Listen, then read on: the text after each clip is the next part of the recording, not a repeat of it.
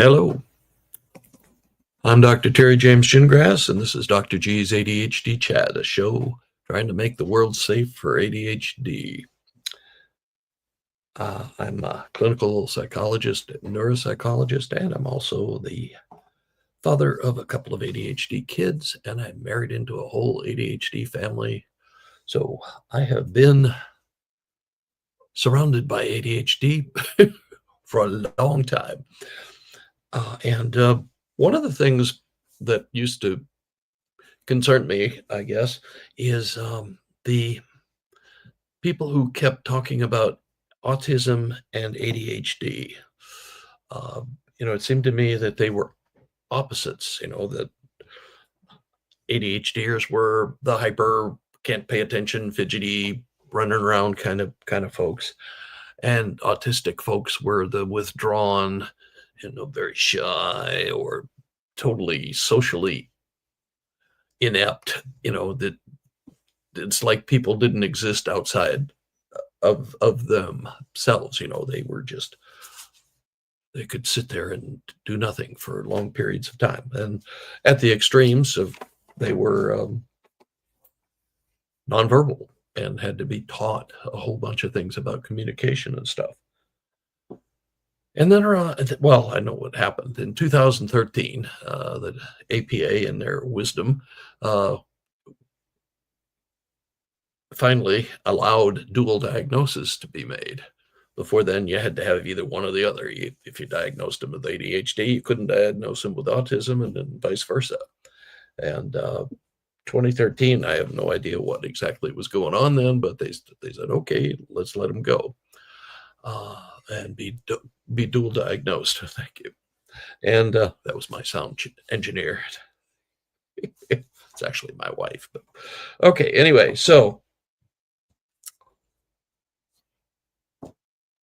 now I understand, and I had to do a bunch of research and that sort of thing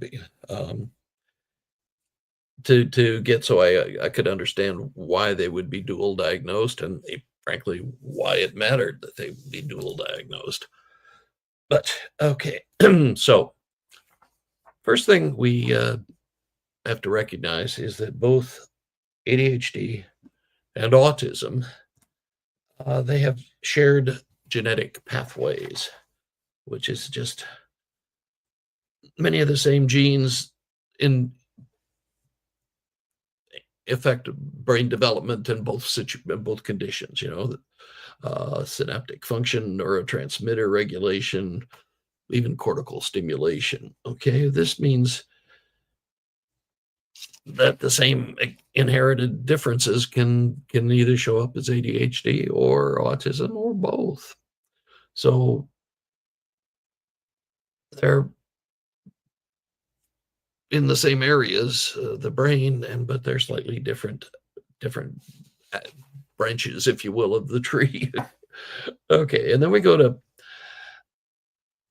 the brain networks that are actually affected, and they're pretty much the same in both of them. Both of them, executive function stuff is affected, by autism or ADHD, and this is in the front part of the brain, the prefrontal cortex. That's where that's the last part of the brain to fully mature, and it's the part of the brain that is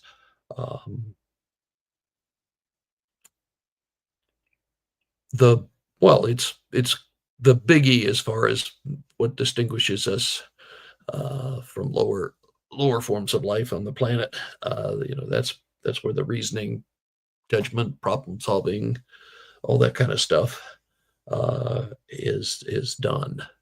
And interestingly, in ADHD people, development in everybody, the prefrontal cortex develops later than everything else. That's why teenagers, they've got all this emotional stuff and everything pretty much under control, but their judgment is terrible. That's why you don't buy your 16-year-old a Corvette right after he gets his license. Judgment is not yet fully developed in any kid, but in ADHDers, it's even slower. Um, and the, so those networks are affected in both autism and in ADHD. And then we go to, of course, the attention and the part of the brain that evaluates whether it's important, whether what's going on is important. Those are the both overlap in ADHD and autism. And then uh, social attention circuitry, just the ADHD is paying attention to everything. And the autistic kid is probably not paying attention to a whole bunch. Um, just they kind of tune it out. So they're real active, and the autistic is just not doing as well in terms of attention, attending, being able to switch attention, all those sorts of things. But then again, an ADHDers who does a lot of hyper focusing will look kind of the same. Um, you know, so same systems, same networks in ADHD and in autism, just slightly different presentations. And then there's also a lot of shared cognitive and behavioral features in these two different uh, conditions. Uh, Inattention, we already just talked about that, but basically, you know, inattention can be due to distractibility in the ADHD child and just, being socially disengaged as it is in the autistic. And then, well, we have a lot of the executive function deficits are pretty much the same. Uh, there's hyperfocus, which both can have emotional regulation problems, uh, including the tantruming. Both ADHDers and autistic kids uh, have troubles with emotional regulation, and frequently the one that gets the most attention is the temper tantrums. And then sensory sensitivities, and both can be, having troubles with like the labels in clothes. I can't stand that label. Oh yeah. Oh, or this sheet is so rough, or my cashmere sweater is scratchy, and that sort of thing. And that happens with both times. And then um, ADHDers have difficulty switching. Then they're doing one thing, they don't want to have to switch and do something else. Or if they're used to one way of doing things, they want to have to try a different way. So any kind of change and that sort of thing. But in terms of um, that, in applying to the autistic kid, is they also have difficulty shifting. And it's uh, the when you're looking at it from the outside, it looks like it's kind of the same thing. Okay, other things we know, developmental timing. Uh, we know that well, the autistic kids probably get diagnosed earlier than the pure ADHDers, um, especially the ones that are extreme autism. And they both situations are basically you're born with it, and it develops early in child. And to a large extent, some of the stuff you don't see if they're pretty bright. They just kind of shift, or they slide under the diagnostic screen just because they look pretty sharp. And a lot of these diagnoses are very difficult to make, and obviously this changes over time. But it starts real early and it stays with you pretty well for life, basically. And that's one of those things that makes them alike, but also makes them difficult to diagnose. Uh, and The reason we're seeing more and more dual diagnosis is that until 2013, the Diagnostic and Statistical Manual forbade dual diagnosing. Um, you had to be one or the other, and probably lost us a lot of things, because now, you'll see a whole bunch of these dual diagnoses being made, and, people who want to, oh, well, people are overdiagnosing.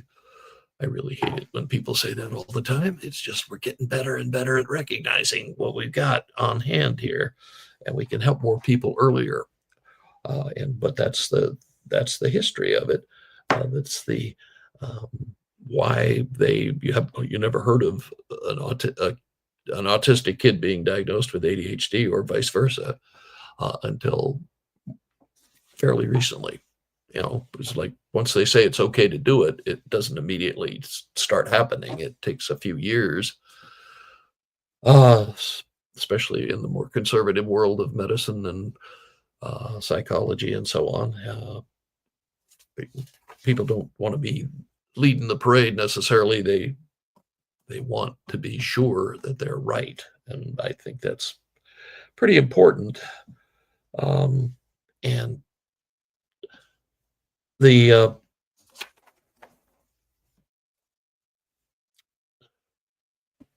So basically, what we've got is that this is a diagnosis that a dual diagnosis that we weren't allowed to make until 2013. Now it's starting to be more and more common. And just to kind of go over, okay, the genetics are shared between the two disorders. They affect overlapping brain networks, the um, same kind of brain parts. The development of the same different functions in the brain are the same in both disorders, and the features that they affect, the characteristics that they affect, the behavioral presentations are a lot of times the same, and you can't really be sure which one is doing what. And then they they develop roughly the same way. Well, the whole brain always does, but pretty much uh, the judgment centers of the brain are the last ones to fully develop in either disorder. Um, the ADHDers are, about pure ADHDers are going to get into trouble more for their impulsivity and emotional regulation, and the autistic will be because they're not paying attention to what's going on. They're so focused in, and that sometimes those can look like the same thing. And the they share this a similar presentation or the same presentation. And then, so why the big deal? Why should we be concerned about dual diagnosing? What's so important about that? Well, there are a number of reasons. The biggie is that it's easier if you come in with autism spectrum disorder or you come in with ADHD as a primary presenter. You're a little more likely to get you won't have as much of a chance of getting a misdiagnosis. Okay, people will um, you got two shots, you're more likely uh, to get at least one of them right. So, and the deal with that really is that you can get more services. If anybody's ever had to, uh, go to your child's school and sit in on a child's study and all that sort of thing, and try to get accommodations for this, that, or the other. It's easier to do if you've got the both diagnoses down, um, and that's I mean that's really important. It's also easier for the provider um, to not misdiagnose, first of all, but also when he or she's doing their treatment planning, it's easier. Um, if you that's some of this was weird, but why was he doing, or why was she? You can say, oh, that was this diagnosis, and that other thing was this diagnosis, and you got a better chance of, of doing a good treatment plan that'll help everything. And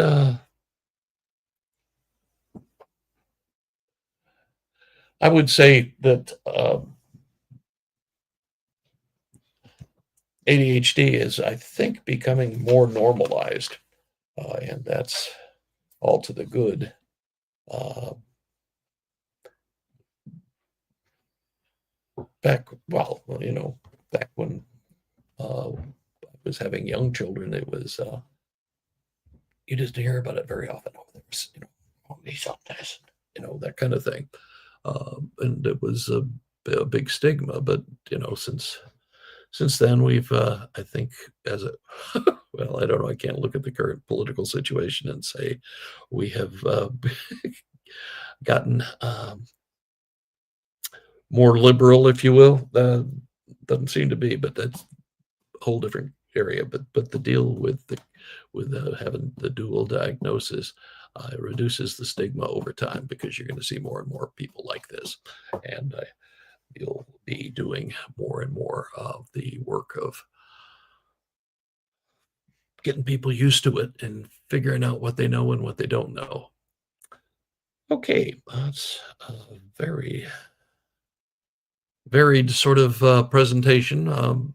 Usually I stick pretty much to ADHD stuff, but okay. And a couple of things. I will be, I'll be running right away, right ahead, trying to get this thing done every week. And we still are in the midst of the holiday season. I may do one or two things about that. Um, my website is terrygingrassphd.com. You can go there. Uh, do consider signing up for my newsletter. It's different topics. I don't cover the same one. Well, except for the holiday stuff. That's kind of you have to do that on both of them. But other than that, it's usually a different topic. And right now, I'm doing a bunch of things that well, it's just they'll be different, and they will hopefully be real helpful. And it's written for those of you who do better with written than you do with auditory stuff, um, like me, for instance. But okay, so please sign up for the newsletter, and we will catch you next week, same time. And have a good one, and we will catch you later.